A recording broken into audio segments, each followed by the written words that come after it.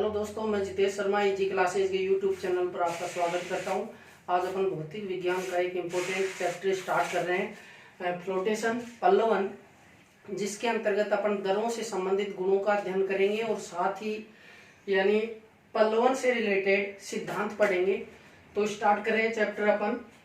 देखिए, पल्लवन का शाब्दिक अर्थ क्या होता है? शाब्दिक अर्थ, तो पल्लवन का शाब्दिक अर्थ होता है तैरना।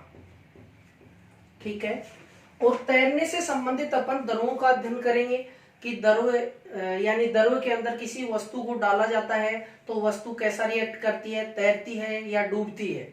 ठीक है, तो दरों का शाब्दिक अर्थ हो गया तैरना।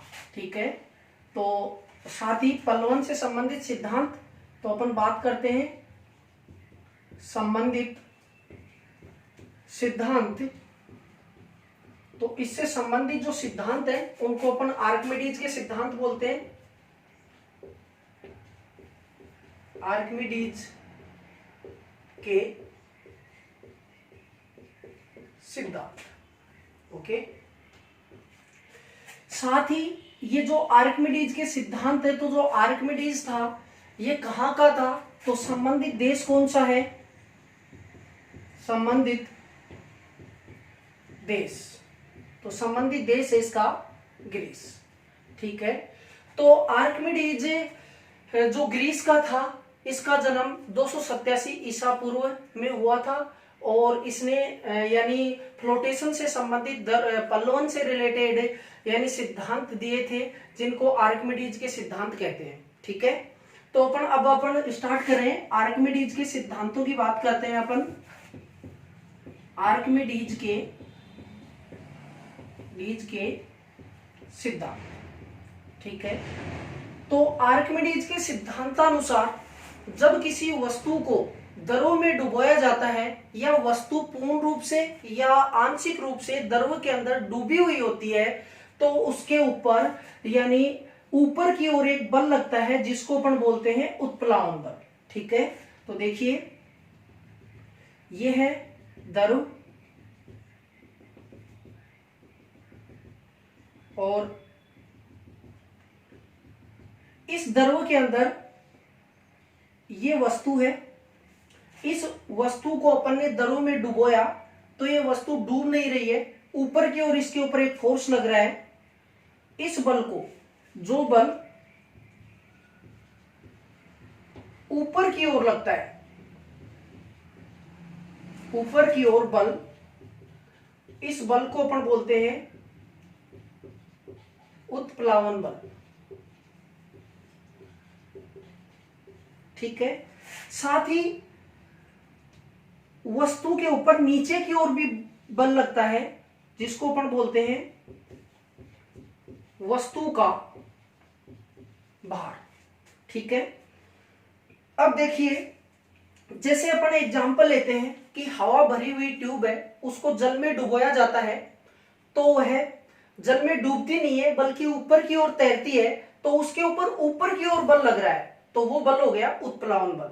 साथ ही अपन देखते हैं कि एक छोटी सी कील है या पत्थर का टुकड़ा है, तो वो तैरता नहीं है बल्कि डूब जाता है, तो उसके ऊपर बल लगता है, तो वो वस्तु का भार होता है, भार W बराबर mg।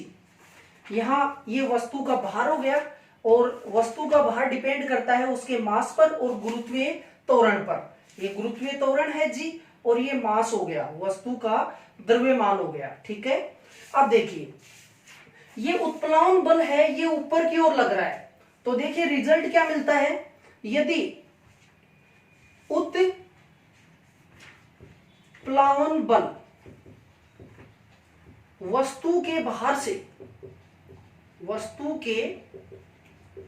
से बड़ा है, तो इसका रिजल्ट मिलेगा अपने को वस्तु तैरती है। ठीक है, और इसका उदाहरण अपन ले सकते हैं कि लोहे के बड़े बड़े जहाज होते हैं जो साइज में बहुत बड़े होते हैं, फिर भी वो तैरते रहते हैं, तो वो उत्प्लावन बल के कारण से तैरते हैं। यहां से अपन एग्जांपल लेते हैं वस्तु का भार, तो वस्तु का भार यदि बड़ा रहेगा, वस्तु का भार बड़ा है उत्प्लावन बल से। तो ऐसी स्थिति में वस्तु डूब जाती है। और इसका उदाहरण ले सकते हैं, छोटी सी लोहे की कील जो होती है वो जल में डूब जाती है। तो वो क्यों डूबती है? क्योंकि या वहां पे उत्प्लावन बल तो कम हो जाता है और वस्तु का भार अधिक होता है। तो वस्तु का भार अधिक होने पर वस्तु डूब जाएगी और उत्प्लावन बल अधिक होने पर वस्तु तैरती रहती है। ठीक है, तो यह आर्किमिडीज का सिद्धांत है कि जब किसी वस्तु को द्रव में डुबोया जाता है या वस्तु आंशिक रूप से या पूर्ण रूप से द्रव में डूबी हुई रहती है, तो उसके ऊपर की ओर जो बल लगता है उसको उत्प्लावन बल बोलते हैं और नीचे की ओर जो बल लगता है उसको वस्तु का भार बोलते हैं। यदि वस्तु का भार अधिक है उत्प्लावन बल से तो वस्तु डूब जाती है और उत्प्लावन बल अधिक है वस्तु के भार से तो वस्तु तैरती है। इसका एग्जांपल ले सकते हैं, हवा भरी हुई ट्यूब पानी में तैरती है क्योंकि उत्प्लावन बल अधिक है। और साथ में अपन बोल सकते हैं कि जो लोहे के बड़े बड़े जहाज होते हैं वो पानी में तैरते हैं, क्यों? क्योंकि उत्प्लावन बल अधिक होता है। यहाँ इसका एग्जांपल ले सकते हैं, वस्तु का भार बढ़ा है उत्प्लावन बल से तो वस्तु डूब जाती है। जैसे छोटा सा पत्थर है, छोटी सी कील है, वो पानी में डूब जाते हैं। ठीक है, तो ये आर्किमिडीज का सिद्धांत है, इसको अपन डिवाइड करके पढ़ेंगे तो इसको ये आर्किमिडीज का अपना पहला सिद्धांत हो गया। ठीक है, नोट करें इसको।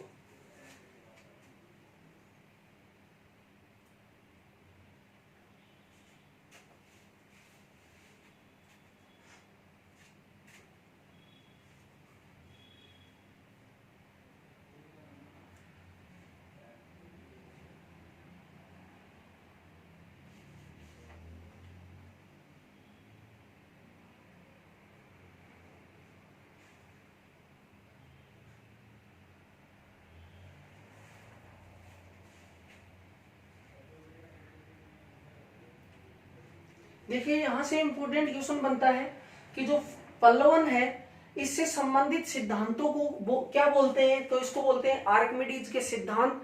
फिर आर्किमिडीज कहाँ का था? संबंधित देश कौन सा था? ग्रीस। ठीक है, और इसके बाद में आर्किमिडीज का प्रथम सिद्धांत क्या है? तो इसके अनुसार अपन बोल सकते हैं कि जब किसी वस्तु को द्रव में, ये द्रव है, जल मान लो द्रव है, ठीक है, तरल में डुबोया जाता है तो उसके ऊपर दो बल काम करते हैं, उत्प्लावन बल और वस्तु का भार। ठीक है, उत्प्लावन बल ऊपर की ओर और वस्तु का भार नीचे की ओर। ओके,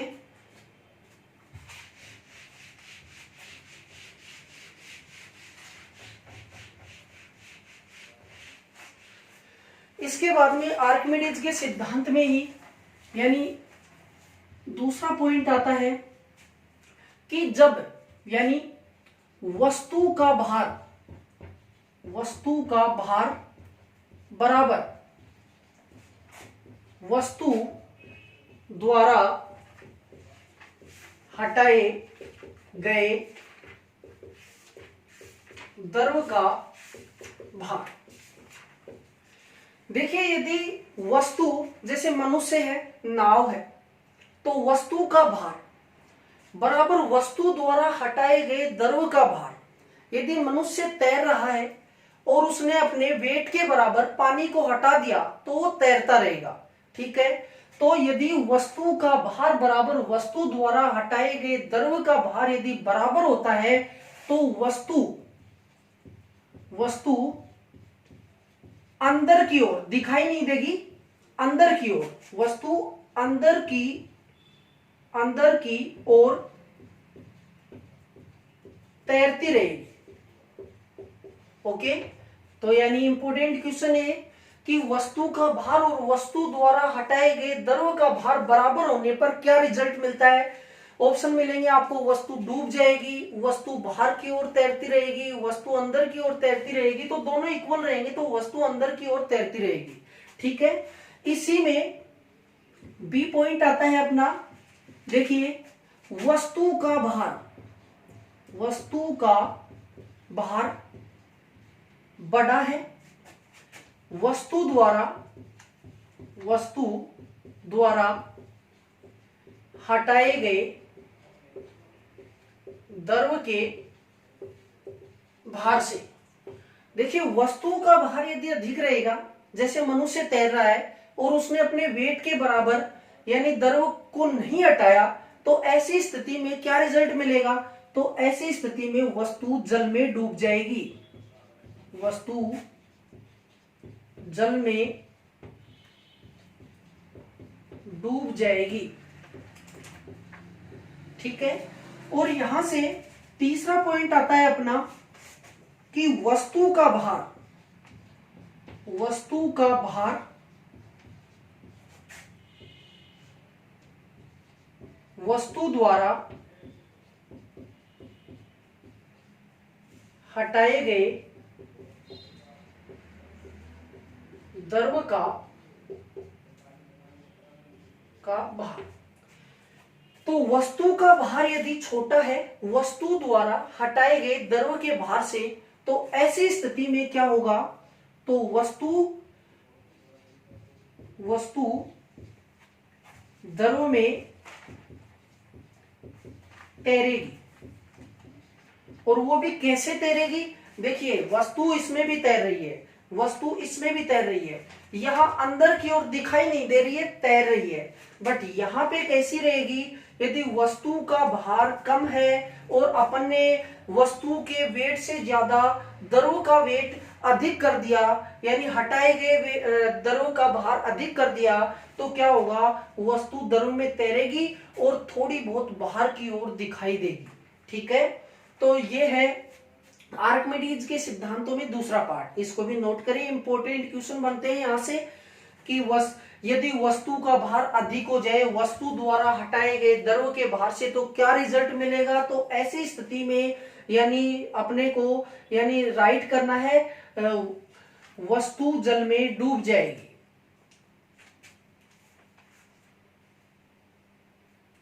ऐसे ही इसमें करना है अपने को, इसमें तैरेगी, इसमें भी तैरेगी, अंदर की ओर रहेगी और यहाँ पे बाहर की ओर आंशिक रूप से अपने को दिखाई देगी। ठीक है, नोट करें इसको।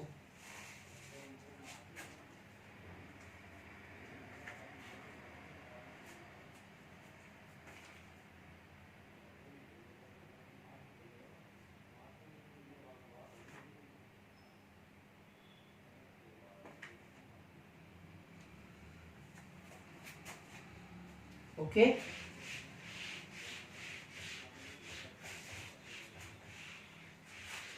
अब देखिए आर्किमिडीज के सिद्धांत अपन ने देखे, तो आर्किमिडीज के सिद्धांत के ऊपर बेसिस यानी इसके ऊपर आधारित कौन से उपकरण है जो इसके ऊपर यानी आर्किमिडीज के सिद्धांत पे काम करते हैं?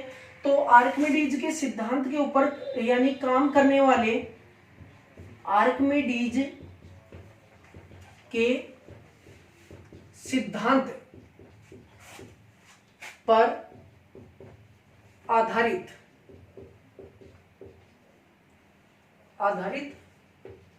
उपकरण या अपन बोल सकते हैं मीटर कौन से हैं? तो इनकी अपन बात करें तो देखो, एक तो लैक्टोमीटर आता है, लैक्टोमीटर। ठीक है, दूध को मापने में इसका यूज होता है लैक्टोमीटर। एक हाइड्रोमीटर आता है,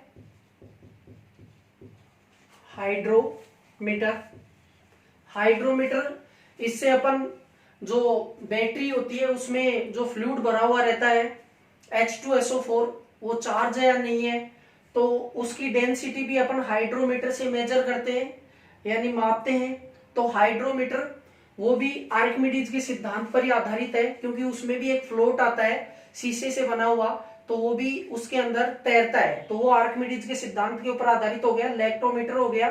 ठीक है, साथ ही जो पनडुब्बी होती है, पनडुब्बी वह जहाज आदि की डिजाइनिंग भी आर्किमिडीज के सिद्धांत के अनुसार ही होती है कि वो डूबेगी या तैरेगी, उसकी साइज कैसे निर्धारित करनी है, तो वो भी इसी के ऊपर आधारित होती है। ठीक है, ओके। तो यानी आ जाए कि हाइड्रोमीटर किस सिद्धांत के अंतर्गत आता है? तो आर्किमिडीज के सिद्धांत के ऊपर ही आधारित होता है। लैक्टोमीटर भी, पनडुब्बी, जहाज, ये सब आर्किमिडीज के सिद्धांत की ही पालना करते हैं। ओके।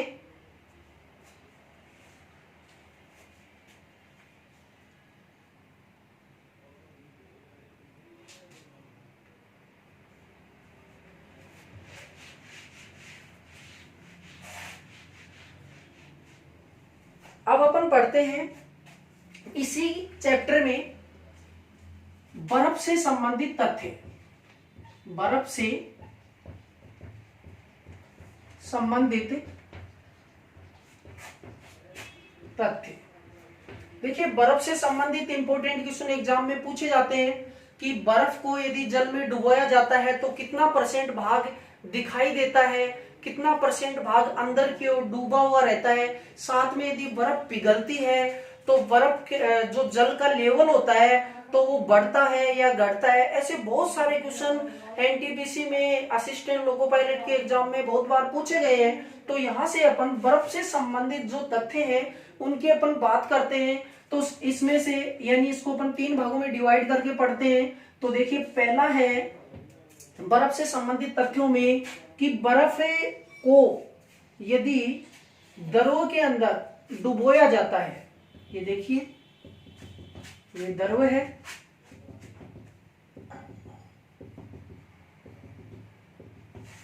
ये द्रव हो गया, जल मान लो इसको आप, और इसमें मैं बर्फ को डुबो रहा हूं, ये बर्फ का टुकड़ा है। तो देखिए, बाहर दिखाई देने वाला भाग कितना रहेगा, तो बाहर दिखाई देने वाला भाग रहता है 1/10 भाग, ठीक है। और अंदर डूबा हुआ भाग, ये बाहर दिखाई देने वाला भाग हो गया, बाहर दिखाई देने वाला भाग, ठीक है, लगभग 10% हो गया है। और अंदर डूबा हुआ भाग कितना होता है, तो अंदर डूबा हुआ भाग यानी ना दिखाई देने वाला भाग, तो ये 9/10 भाग हो गया। यदि प्रतिशत में अपन बात करें तो 90% भाग है, ये अंदर की ओर डूबा हुआ रहता है, ठीक है। ये बर्फ से संबंधित तथ्य हो गए पहला। दूसरा है इसी में, यानी जब बर्फ पिघलती है ना, तो बर्फ पिघलती है तो यानी जल स्तर के ऊपर क्या प्रभाव पड़ता है। और मोस्टली स्टूडेंट्स के माइंड में आता है कि जब बर्फ पिघलेगी तो हो सकता है उसका जल का स्तर है वो ऊपर की ओर आ जाएगा, ठीक है। तो देखिए, जब बर्फ पिघलती है तो जल स्तर पर कोई प्रभाव नहीं पड़ता है। जल स्तर पर प्रभाव क्यों नहीं पड़ता है, क्योंकि जब यानी जल होता है ना, तो इसको अपन गैस में बदलते हैं, यानी गैस में मतलब भाप के अंदर चेंज होती है ये, या फिर इसको अपन ठोस में बदलते हैं, यानी बर्फ के अंदर चेंज होती है ना ये, तो यानी उसके अणुओं पर कोई प्रभाव नहीं पड़ता। अणु वैसे के वैसे, अणुओं की संख्या उतनी की उतनी रहती है, केवल भौतिक स्ट्रक्चर यानी भौतिक आकार बदलते हैं इनके। इसलिए यानी बर्फ जब पिघलती है तो यानी बर्फ ठोस अवस्था में है, ये पिघल गई यानी द्रव अवस्था में आ गई, तो इसके जल स्तर पर कोई प्रभाव नहीं पड़ता है। तो इसका राइट आंसर आपको करना है कि कोई प्रभाव नहीं पड़ेगा। तो हम बोल सकते हैं कि बर्फ के पिघलने पर जल स्तर पर कोई प्रभाव नहीं पड़ता है, ठीक है। और तीसरा यहां से बर्फ से संबंधित जो इंपॉर्टेंट पॉइंट आता है वह आता है घनत्व का। तो अब अपन घनत्व पढ़ने वाले हैं, आप इतना नोट करें, इसके बाद घनत्व स्टार्ट कर रहे हैं।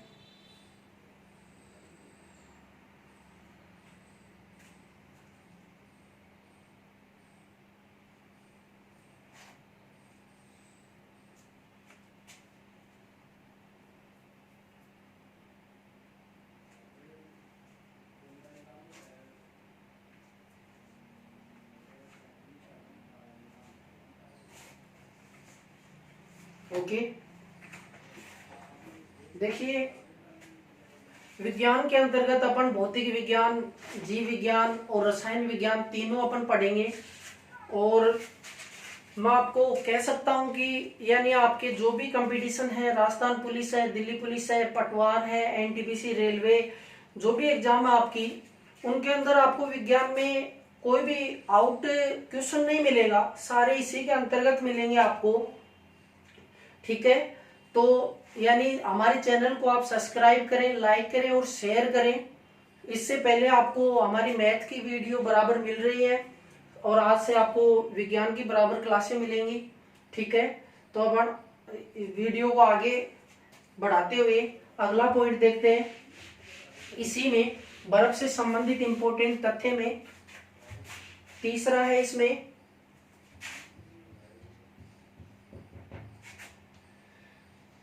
डेंसिटी, घनत्व। देखिए डेंसिटी क्या होती है, पहले तो नॉर्मली इसकी टेक्निकल परिभाषा नहीं लेते हुए अपन साधारणतः समझते हैं कि एक पानी होता है, एक शहद होता है। तो शहद और पानी में ज्यादा गाढ़ा कौन सा होता है, शहद होता है। इसका मतलब यानी शहद की डेंसिटी ज्यादा होगी, अर्थात हम बोल सकते हैं घनत्व किसे बोलते हैं, तो यानी जो वस्तु यानी जिसके अंदर जिस द्रव के अंदर जो अणु होते हैं वो बिल्कुल पास पास होते हैं, तो यानी उसको अपन बोलेंगे, यानी जो वस्तु जितनी ज्यादा गाढ़ी होगी तो उसका घनत्व अधिक रहेगा। तो हम बोल सकते हैं यानी सामान्य अर्थ क्या हो गया इसका, गाढ़ापन। ठीक है, अब देखिए डेंसिटी होती क्या है, तो हम बोलेंगे प्रति इकाई आयतन द्रव्यमान, प्रति इकाई आयतन द्रव्यमान घनत्व कहलाता है। ठीक है, आयतन यानी वॉल्यूम हो गया, ये मास हो गया। ठीक है, तो अब यहां से अपन लिख सकते हैं डेंसिटी D बराबर m/v, यानी मास और ये हो गया आयतन। ठीक है, ये घनत्व है। ओके, अब यहां से देखिए घनत्व समानुपाती होता है द्रव्यमान के, और यहां से घनत्व व्युत्क्रमानुपाती हो गया आयतन के। देखिए आयतन बढ़ेगा, यानी आयतन का मतलब होता है फैलाव, यानी जैसे लिक्विड है तो वो जितना अधिक फैला हुआ रहेगा तो उसको अपन बोलेंगे इसका आयतन अधिक है। तो आयतन अधिक होगा तो घनत्व क्या हो जाएगा, कम हो जाएगा।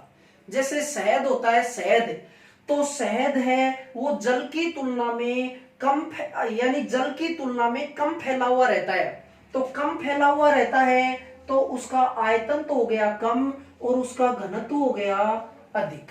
ठीक है, तो घनत्व समानुपाती 1/आयतन, यानी आयतन के विपरीत यानी व्युत्क्रमानुपाती होता है घनत्व। आयतन अधिक रहेगा तो घनत्व कम रहेगा। ठीक है, अब देखो घनत्व की यानी एसआई यूनिट क्या होती है, एसआई इकाई क्या होती है, यहां से यानी इंपोर्टेंट क्वेश्चन है। तो एसआई इकाई क्या होती है इसकी, तो यहां से अपन बना सकते हैं आराम से। मास की इकाई क्या होती है, केजी होती है, और और आयतन की होती है मीटर क्यूब। तो क्या बन गई, केजी प्रति मीटर क्यूब।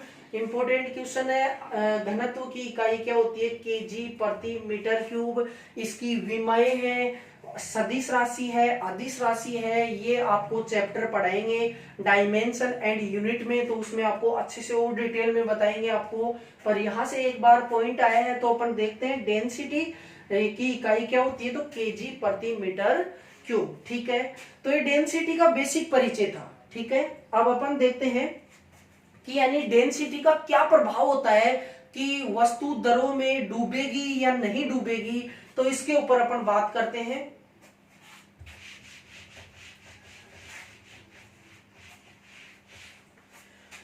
देखिए यहां से अपन ने डेंसिटी पढ़ी, तो यहां से एक इंपॉर्टेंट पॉइंट आपके सामने आया, D बराबर m/v। ठीक है, तो देखिए आयतन अधिक होगा तो डेंसिटी कम रहेगी। ठीक है, तो अब देखिए यहां से आयतन कम, तो घनत्व कैसा रहेगा, घनत्व कैसा रहेगा, अधिक रहेगा। और यहां से देखिए आयतन अधिक रहेगा तो घनत्व कैसा रहेगा, कम रहेगा। अब यहां अपन पल्लवन के ऊपर आते हुए देखते हैं कि यदि कोई भी वस्तु दरों में डुबोई जाती है तो यदि उस वस्तु की डेंसिटी अधिक रहेगी तो क्या रिजल्ट मिलेगा, तो वस्तु दरों में डूब जाती है, डूब जाती है, ठीक है। और यदि डेंसिटी घनत्व कम होता है तो ऐसी स्थिति में वस्तु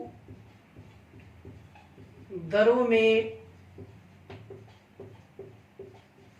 तैरती है। अब इसके दो एग्जाम्पल लेते हैं, देखिए कौन कौन से। यहां से मैं दो पात्र ले रहा हूं, ये देखिए दो पात्र ले लिए।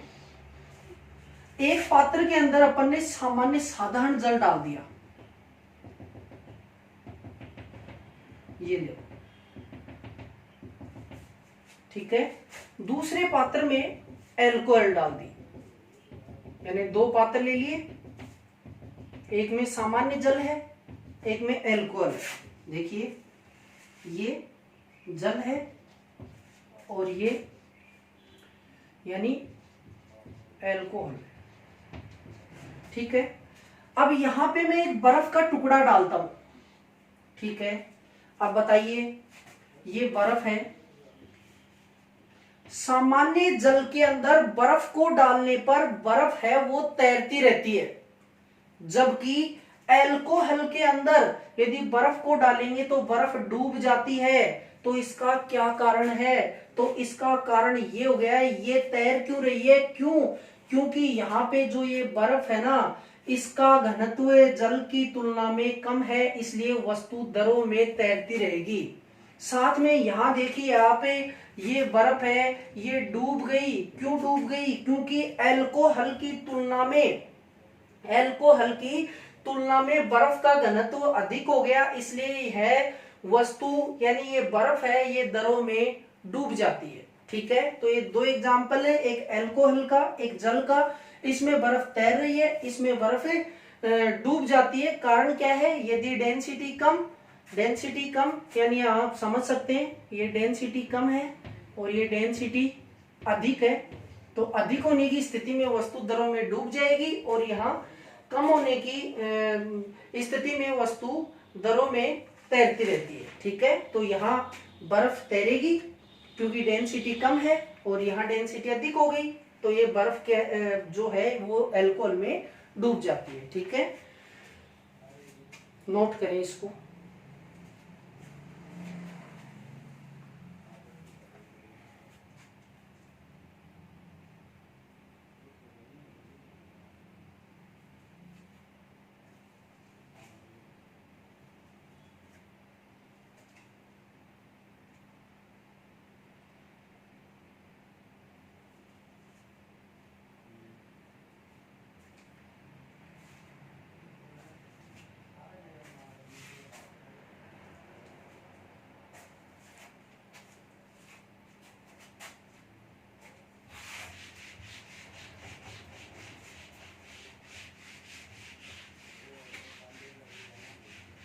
अब देखिए यहाँ से 3-4 पॉइंट आते हैं जो घनत्व से रिलेटेड है, कि जैसे अपन नदी के पानी के अंदर तैरते हैं तो अपने को कठिन लगता है, समुद्र के पानी में अपन तैरते हैं तो आसान लगता है।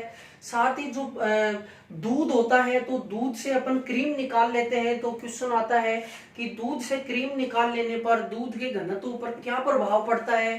तो इनको अपन प्रैक्टिकली दैनिक जीवन में ये अपने साथ घटनाएं घटित होती हैं तो उसको अपन समझते हैं। देखिए सबसे पहले अपन बात करते हैं कि दूध से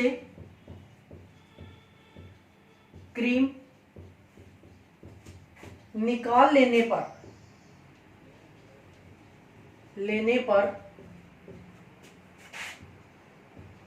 दूध का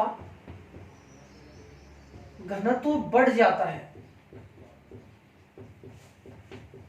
सबसे इंपॉर्टेंट क्वेश्चन यहां से यही है कि दूध से क्रीम निकाल लेने पर उसकी डेंसिटी पर, घनत्व पर क्या प्रभाव पड़ता है। तो उसका घनत्व बढ़ जाता है, तो उसमें कोई वस्तु डालेंगे तो उसमें डूबती नहीं है बल्कि वो तैरती है। ठीक है, देखते हैं दूसरा।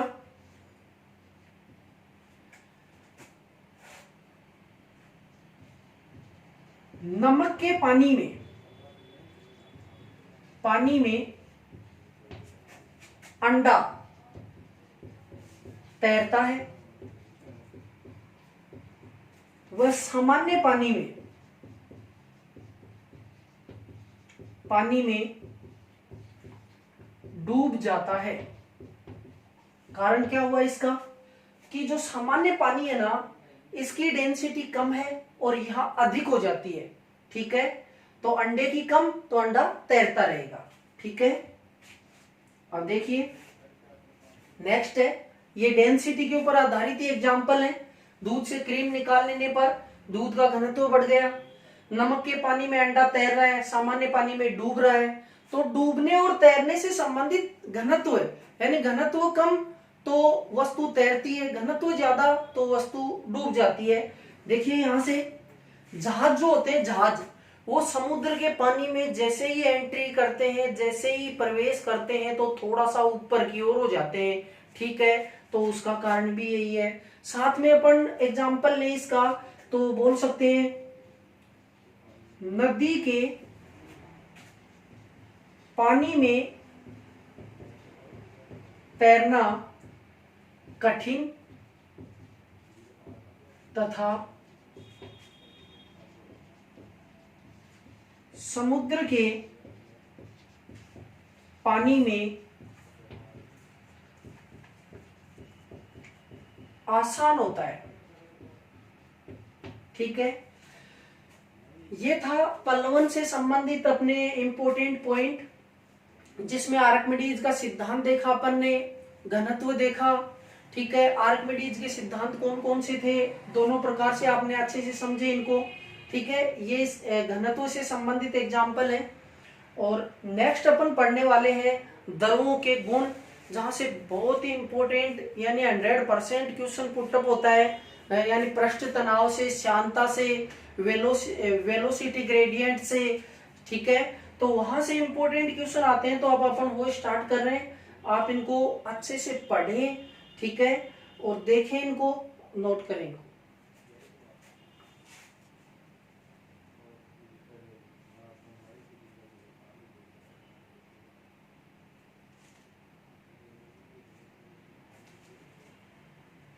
ओके,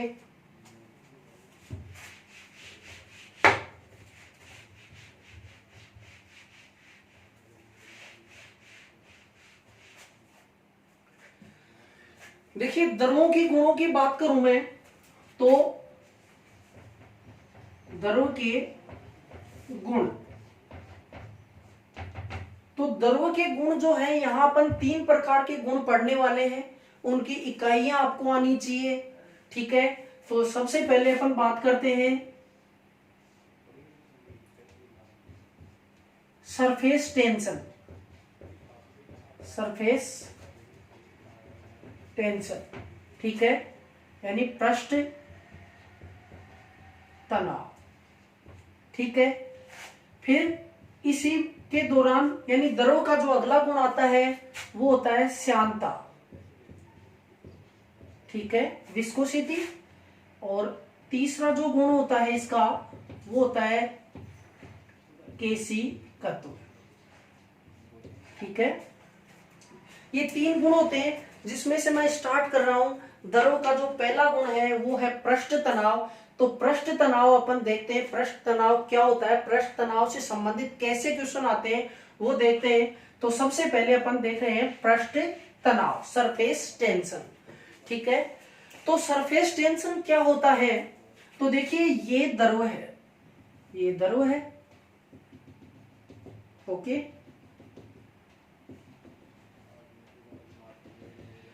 अब जो पदार्थ होते हैं, ये द्रव है, जल है मान लो, तो जल की बूंदों के मध्य बल काम करता है यहां पे सहसंजक बल।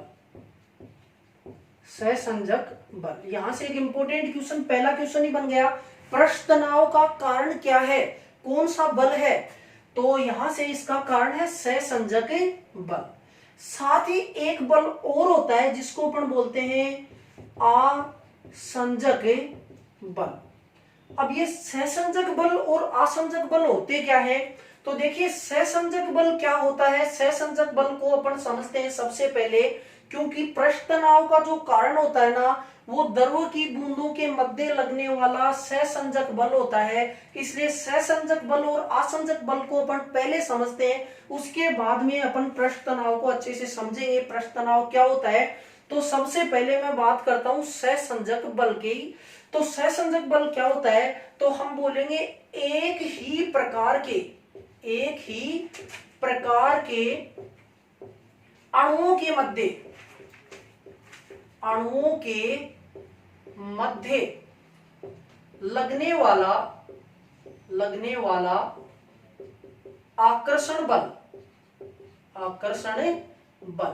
अब देखिए पृष्ठ तनाव यहाँ पे जल में उत्पन्न हुआ है, तो यानी जल की बूंदे एक ही प्रकार के पदार्थ हो गए, तो एक ही प्रकार के अणुओं के मध्य लगने वाला आकर्षण बल जो होता है वो सहसंजक बल होता है। ठीक है। आसंजक बल हम बोलेंगे अलग अलग प्रकार के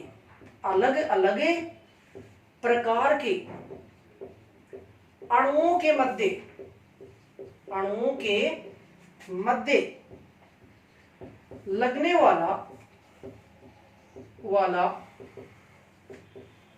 आकर्षण बल होता है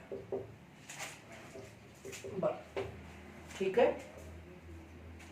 एक ही अलग अलग प्रकार के अणुओं के मध्य लगने वाला जो बल होता है वो आकर्षण बल होता है, वो आसंजक बल हो गया। सहसंजक बल एक ही प्रकार के अणुओं के मध्य लगने वाला आकर्षण बल हो गया। अब देखो आसंजक बल अलग अलग, अब बोलोगे आप कि अलग अलग कैसे, तो दीवार है, ये सामने अपने पास में बोर्ड है, इसके ऊपर मैं पारा डालूंगा तो पारा क्या इसके चिपकेगा, क्या ये बोर्ड गीला होगा, नहीं होगा। इसका मतलब अलग अलग प्रकार के अणुओं के मध्य लगने वाला जो आकर्षण बल है वो कम है। इसका मतलब सहसंजक बल ज्यादा है, आसंजक बल है वो कम हो गया, इसलिए ये बोर्ड गीला नहीं हुआ। ठीक है।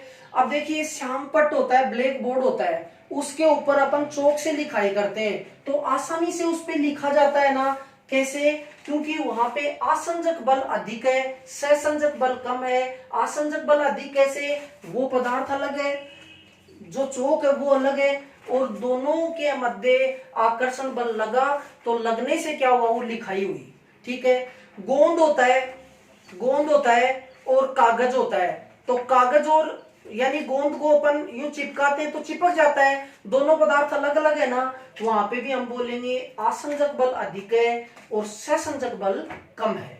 तो यानी ये है आसंजक और सहसंजक बल, यानी इनको अच्छे से अपन यानी और आगे समझेंगे इनको। पर यहां से अपन एक बार बात कर रहे हैं कि पृष्ठ तनाव का कारण क्या है, तो पृष्ठ तनाव का जो कारण है वो है सहसंजक बल, यानी जल की बूंदों के मध्य लगने वाला जो आकर्षण होता है ना, उसकी वजह से यानी पृष्ठ तनाव पैदा होता है। तो हम कह सकते हैं कि द्रव की जो ऊपरी सतह होती है वो खिंची हुई झिल्ली की तरह व्यवहार करती है, जिसके कारण से पृष्ठ तनाव पैदा होता है। ठीक है। इसकी दूसरी परिभाषा अपन यूं दें कि द्रव की एकांक लंबाई, देखिए ये द्रव की एकांक लंबाई होगी, द्रव की एकांक लंबाई के लंबवत लगने वाले बल को अपन पृष्ठ तनाव कहते हैं। द्रव की एकांक लंबाई के लंबवत लगने वाले बल को अपन पृष्ठ तनाव कहते हैं। और पृष्ठ तनाव जो होता है ना, सरफेस टेंशन जो होता है ना,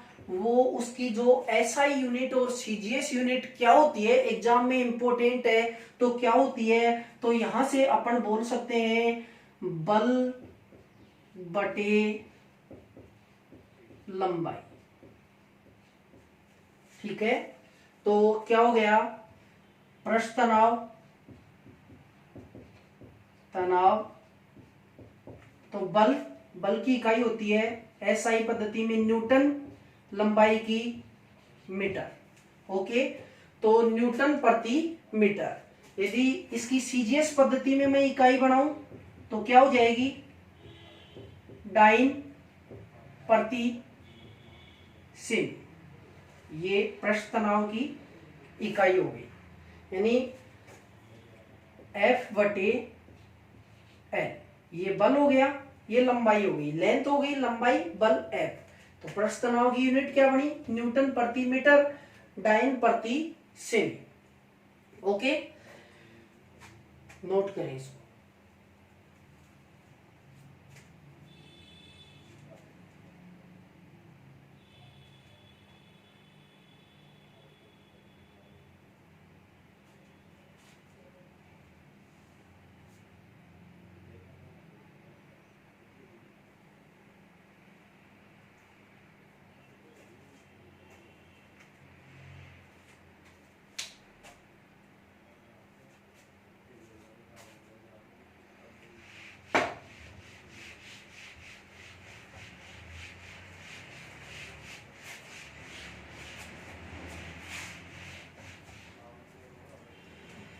देखिए आगे बढ़ते हैं। पृष्ठ तनाव का ये तो बेसिक परिचय था। उसकी इकाई एसआई पद्धति में कौन सी होती है, सीजीएस पद्धति में इकाई क्या होती है, पृष्ठ तनाव का क्या कारण है, द्रव की ऊपरी सतह जो होती है सहसंजक बल के कारण से खींची हुई झिल्ली की तरह व्यवहार करती है, जिसके कारण से सरफेस टेंशन यानी तनाव पैदा हो जाता है उसके अंदर। ठीक है, अब अपन इस पृष्ठ तनाव को समझते हैं। ठीक है, तो यहां से पृष्ठ तनाव, सरफेस टेंशन को समझते हैं। तो देखिए एक बार पृष्ठ तनाव यानी पृष्ठ को छोड़ो, आप एक बार तनाव लीजिए, आप तनाव। तो देखिए यानी टेंशन दो टाइप से होती है, एक तो अधिक होती है, अधिक, एक टेंशन होती है कम। तो मान लो कि जैसे कोई 10th क्लास में बच्चा है, वो फेल हो जाता है, तो उसको टेंशन अधिक है, टेंशन अधिक। एक पास होता है अच्छे नंबरों से, तो उसकी टेंशन होती है कम। एक बार जल की टेंशन अपन बाद में देखते हैं, नॉर्मली देखते हैं। तो तनाव जो होता है एक अधिक एक कम। तो भाई क्या होता है कि यदि टेंशन अधिक होती है और एक टेंशन कम होती है, इसको मैं प्लस और माइनस से लिख रहा हूं। तो अधिक टेंशन होगी ना, तो कोई भी व्यक्ति होगा वो क्या होगा, अधिक जगह घेरेगा, या कम फेल होने के बाद में तो वो कोना पकड़ेगा। तो हम बोल सकते हैं कि टेंशन अधिक होने पे यानी जगह या स्थान जो होता है ना कम घेरता है, और टेंशन कम होने पर स्थान अधिक। ओके, अब अपन जल की बात करते हैं। जल को क्या टेंशन है, क्योंकि पृष्ठ तनाव तो जल से संबंधित ही है, तो जल को क्या टेंशन है, तो जल की अपन बात करते हैं। तो जल की टेंशन क्या है, जल को दो टेंशन है, जल को दो टेंशन है। एक तो वो ठंडा है और दूसरी टेंशन है उसको गंदा है। तो यदि जल अधिक ठंडा रहेगा तो उसकी जो सरफेस टेंशन होती है, पृष्ठ तनाव होता है, वो कैसा होता है, अधिक होता है। और वो गंदा है यानी दूषित है, तो उसकी भी सरफेस टेंशन क्या होती है, अधिक होती है। तो इन दोनों ही स्थितियों में जो सरफेस टेंशन होता है, पृष्ठ तनाव होता है, सरफेस टेंशन जो है वो कैसी रहेगी, अधिक। जल को ये दोनों टेंशन है, तो इसकी टेंशन को अपन दूर कर सकते हैं कैसे, ठंडा है तो अपन क्या कर देंगे, इसको गर्म कर देंगे। तो प्रश्न बनता है कि जल का तापमान बढ़ाने पर पृष्ठ तनाव पर क्या प्रभाव पड़ेगा। तो हम कह सकते हैं उसको गर्म करेंगे, तापमान बढ़ेगा तो पृष्ठ तनाव क्या हो जाएगा, कम हो जाएगा।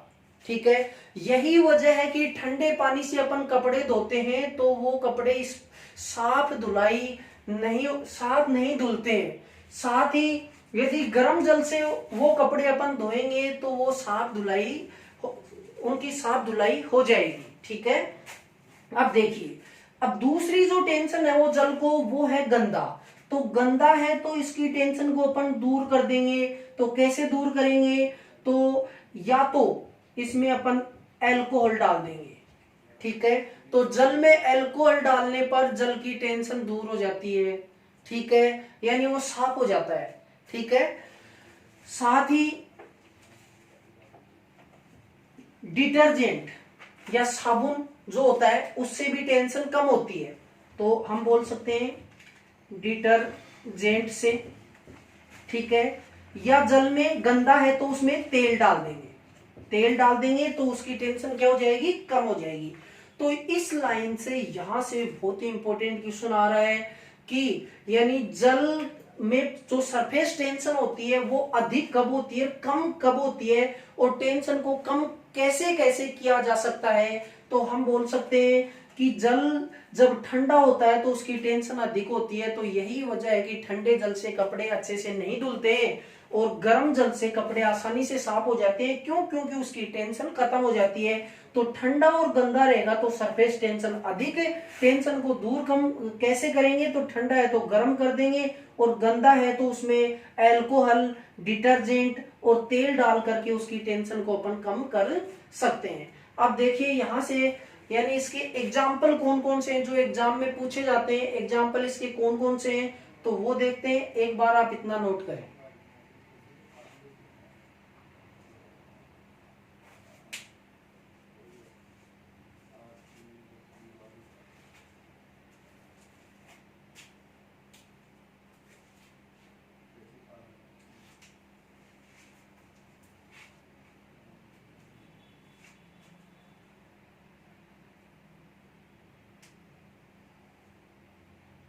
ओके,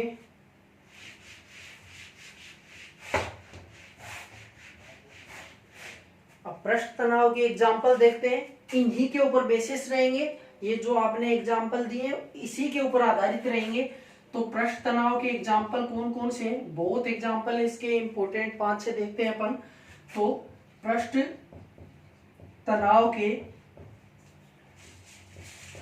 उदाहरण देखिए, पहला उदाहरण है इसका कि शेविंग ब्रश होता है, तो शेविंग ब्रश को जैसे ही अपन डिटर्जेंट या शेविंग क्रीम के संपर्क में लाते हैं तो उसके बाल फैल जाते हैं, क्योंकि डिटर्जेंट के संपर्क में आने पे पानी की टेंशन कम होगी और टेंशन कम होने से आपको पता है वस्तु अधिक स्थान घेरती है, इसलिए उसके बाल फैल जाते हैं। तो हम बोल सकते हैं कि शेविंग ब्रश का शेविंग क्रीम से बालों का फैल जाना, ठीक है। इसका दूसरा एग्जांपल लेते हैं अपन, लोहे की छोटी सुई जल की सतह पर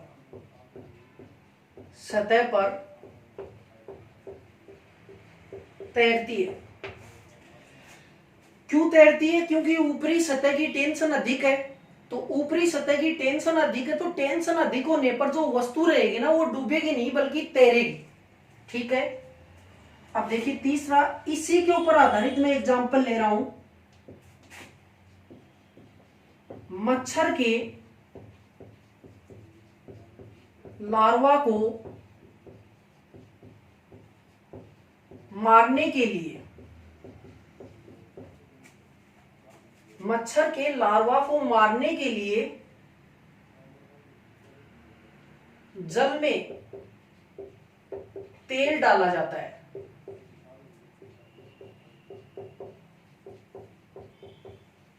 अब देखिए कैसे, यानी यहां से तो शेविंग ब्रश का शेविंग क्रीम से बालों का फैल जाना, यानी उसको जैसे ही शेविंग ब्रश को अपन शेविंग क्रीम के संपर्क में लाते हैं तो उसकी टेंशन कम होती है, टेंशन कम होगी तो वो फैलेगा, ठीक है। स्टार्ट में पढ़ा था ये बात अपन ने कि टेंशन कम तो जगह अधिक, टेंशन अधिक तो जगह कम।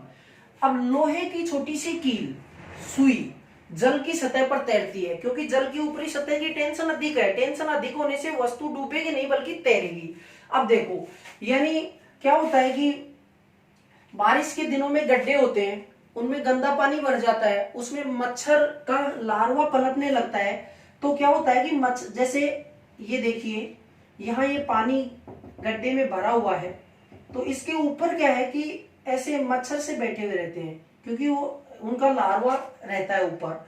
अब क्या है कि इस लार्वा को मारने के लिए इस जल में तेल डाल रहे हैं। अब आपको पता है, अब मैंने बताया था डिटर्जेंट, अल्कोहल, तेल, ये सब डालने से क्या होता है, तेल डालने से इस जल की टेंशन क्या हो जाएगी, इस जल की टेंशन हो जाएगी कम।